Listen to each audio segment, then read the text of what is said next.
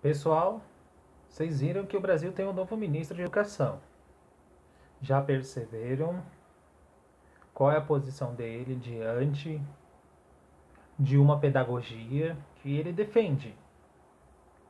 Pois bem, a reflexão que eu vou fazer com vocês aqui se designa sobre que tipo de pedagogia este defende e que tipo de homem, sociedade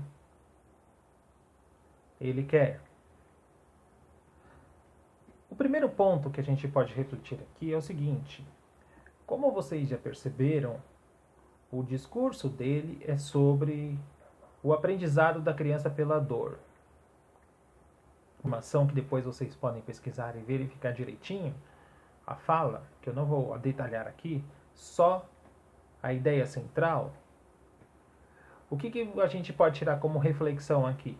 Primeiro de tudo, esse tipo de governo que há aí, ministro ou qualquer membro que há deste governo, ignoram completamente o que há de lei no país. Como vocês sabem, estamos passando por um processo de destruição da República, ou seja, a utilização da democracia para a destruição das instituições republicanas. É aquilo que o Sérgio Buarque de Holanda muito bem descreveu em sua fantástica obra Raízes do Brasil, que é o chamado homem cordial. O que seria o cordialismo na época do Bozo? É a aproximação e a confusão entre o espaço público de um lado e o espaço privado do outro. Não há essa separação, há uma junção sobre esses espaços. Exemplos: eu vou escolher alguém não por sua competência técnica, mas por a proximidade, por amizade. No livro Raízes do Brasil tem um exemplo interessante, que é um vendedor inglês lá do século XVI, se eu não me engano. Ele não entende por que os brasileiros, no caso ele não entendia por que ele tinha que ser amigo dos brasileiros para vender os seus objetos. No caso ele é um comerciante. Ele não entendia que existia ali um princípio fundador, uma gênese dessa cordialidade que corrói a república. O mesmo ocorre com o governo atual. Então isso é a destruição da república por utilizando a cordialidade como meio. Outra questão, como eu já disse, que é a destruição da república, tem a questão do direito. Quando diz que uma criança vai aprender pela dor, ele ignora completamente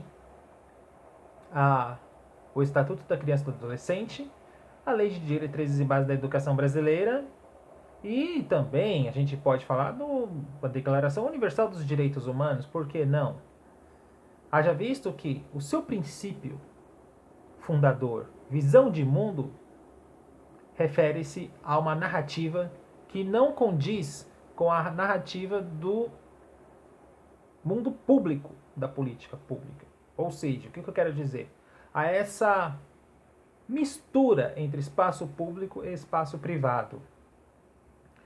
Ou seja, o que eles querem fazer? É uma espécie de teocracia.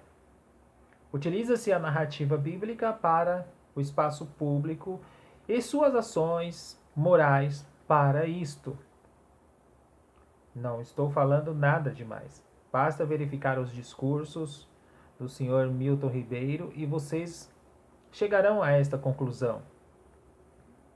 Esta visão de mundo estreita tem como princípio fundador aquilo que o filósofo russo Bakhtin chama de discurso uno, ou seja, um unodiscurso, uma monolinguagem, ou seja, eu coloco apenas um ponto de vista sobre o outro, eu imponho, eu faço um depósito na cabeça do outro, ou, para vocês entenderem melhor, vou utilizar a linguagem do Paulo Freire, que é na Pedagogia do Oprimido, eu faço uma imposição sobre a cabeça do outro. Eu deposito saberes dos quais eu acho que eles devem aprender como certos, corretos e errados. É isso que está acontecendo nesse governo, pessoal. É isso que vocês devem entender. Uma educação pautada pelo autoritarismo não é uma educação pautada por valores tradicionais, como eles dizem. Há essa confusão entre o que se diz ser conservador e atitudes reacionárias. A gente vê muito reacionário por aí dizendo que é conservador, mas na verdade é reacionário. Um conservador, ele valoriza valores tradicionais, como a família, o Estado, as leis, etc. E tal. O reacionário não, ele pisa sobre o outro. Ele não quer saber da opinião do outro. Ele simplesmente esmaga o outro, ele ignora. É como se fosse uma atitude mais fascista. Se eu não concordo com ele, eu tenho que impor a ele, por meio da força, que ele me compreenda. E o tipo de educação que estão querendo propor para nós é justamente essa. Uma educação totalmente enviesada, apesar deles falarem em critérios técnicos. Vejam só, critérios neutros. Mas nem a ciência é neutra. Existe um ponto de vista de partida para você fazer uma pesquisa. Que universidade que é essa que esses caras estudaram? É preciso que se entenda isso. Todo método científico tem um ponto de vista. Entendam isso. Não existe neutralidade. Paulo Freire já dizia isso. Não existe neutralidade no discurso. Então, é preciso entender todas essas decisões que estão feitas e para onde está sendo carreada a educação brasileira. Seria o início de uma pedagogia para o oprimido? É isso que eles estão fazendo? Não é uma pedagogia do oprimido, do ponto de vista do oprimido. É uma pedagogia para o oprimido, segundo o opressor. É isso que vocês têm que entender. O opressor impondo uma visão de mundo sobre o outro.